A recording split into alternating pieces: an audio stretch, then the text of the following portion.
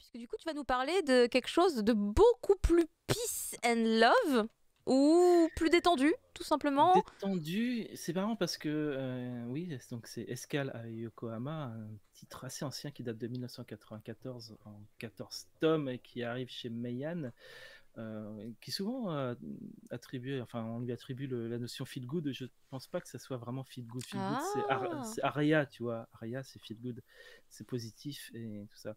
Euh, Escale à Yokohama, c'est un titre très lent, très contemplatif et très mélancolique. Euh, J'en avais déjà parlé quand ils l'ont annoncé et je oui. m'étais déjà pas mal étendu dessus. Je vais devoir répéter un peu ce que je disais. Donc, pour un peu le décor, on est au Japon, dans un Japon un peu post-apocalyptique, mais très doux, très calme. C'est plutôt le post-apo Ghibli, avec des grands décors magnifiques, très éclairés, des tout petits personnages qui sont perdus là-dedans. Il faut dire aussi qu'il y a très peu d'humains, il n'y a pas beaucoup de Mhm. personnages. On comprend très vite, en fait, sans aucune explication, sans exposition, qu'il s'est passé quelque chose de grave, que l'eau monte, que les humains déclinent, apparemment. Et on voit à travers des petits événements, et puis la vie de Alpha, qui est cette jeune fille qu'on voit sur les couvertures, qui est un robot, qui a été laissé par son maître, qui est, on ne sait pas trop qui, quelqu'un d'important apparemment, mais elle tient un petit café en attendant qu'il revienne. On comprend d'ailleurs dès le tome 1 assez vite qu'on ne le reverra jamais, Ah, probablement.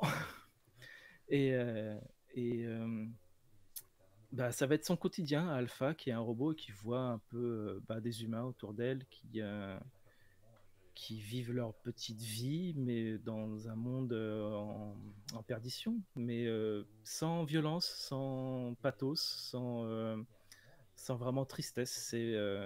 Quand tu lis tout le manga, enfin, pour moi, c'est la plus belle des fins du monde. C'est la fin du monde en douceur. Et, euh, Et ce personnage, il est aussi très humain. C'est un robot, mais vraiment beaucoup d'émotions et beaucoup de sentiments et de comportements humains qu'elle comprend pas toujours, mais qu'elle apprend au fur et à mesure qu'elle fait des rencontres. Elle va en faire plusieurs, et puis toujours dans la lenteur, toujours dans la poésie, ça se met en place élément par élément. Il n'y a pas énormément finalement à raconter, hein, mais c'est vraiment un monde intéressant à voir. C'est du Ghibli post-apo, en fait, si tu veux. Même si je sais qu'il y a beaucoup de gens qui n'aiment pas quand on part trop à Ghibli, mais au moins pour un peu le trait qui n'a pas du tout vieilli hein, depuis 1994. Que ce soit les décors ou les personnages, c'est toujours vraiment d'actualité. Et, euh, et c'est beau. Et donc tout ça, j'en avais parlé un peu à l'époque, c'est le Mono no Aware. C'est ce sentiment philosophique de la mélancolie qui touche la beauté de l'impermanence des choses. Voilà, les choses sont belles, elles sont belles parce qu'elles doivent s'arrêter au bout d'un moment, parce qu'elles sont finies et que ce sentiment de mono no aware, c'est juste se poser et admirer les choses. Voilà, c'est juste. En fait, c'est lié à une sorte de son, à une sorte d'état où tu fais mm. bon, voilà, voilà comme c'est. Tu Je t'avais apprécies le temps qui passe en fait. Voilà, tu apprécies le quotidien, tu apprécies les choses et dans leur beauté et dans leur tristesse aussi.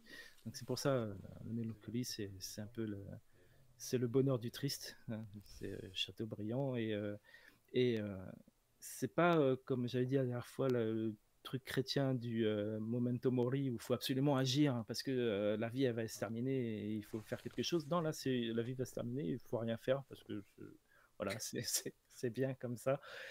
Et tu m'avais dit à l'époque, ça m'avait marqué, tu m'as dit, c'est pas pareil que le wabi-sabi. Mm. C'est pas la même chose. C'est pas. J'ai essayé de retrouver un peu d'études. J'avais pas vraiment de réponse à l'époque. C'est pas tout à fait la même chose, même si c'est très proche. Le wabi-sabi, c'est peut-être plus esthétique. Parce qu'on parlait des cerisiers, c'est voir les cerisiers, et c'est plus Je une croyais que philosophie c'était plus de dans. l'imperfection. Je croyais que c'était plus dans. Ah putain, j'arrive pas à trouver le mot. Comme tu sais, le shintoïsme, c'est plus dans la Oui, pratique que dans la croyance.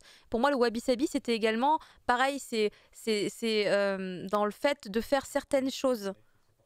Oui, mais c'est Mais plus du coup religieux. Donc, comme tu disais, c'est plus dans le taoïsme, dans le zen, et c'est plus esthétique. C'est l'imperfection. C'est que les choses sont imparfaites et elles sont belles parce qu'elles sont imparfaites. Et le mono no aware, c'est peut-être moins religieux en fait. C'est plus le quotidien et plus philosophique. C'est plus une philosophie de vie du quotidien. Donc d'accord. c'est un peu plus, c'est un peu moins révérencieux en fait, si tu Et en veux. tout cas, à la relecture, du coup, puisque c'est un titre que tu connaissais déjà, les mêmes émotions, ça marche J'ai toujours. j'ai du mal à m'expliquer, mais moi ça m'émeut beaucoup quand je lis ça, des décors, des situations, des dialogues, toujours en douceur, jamais sans explication. Juste t'apprends un peu comment ce monde se déroule, les problèmes qu'il peut y avoir aussi, puisque effectivement de moins en moins de personnes, et elle a une vie a priori éternelle, donc il y a forcément des séparations, des choses que vous allez découvrir.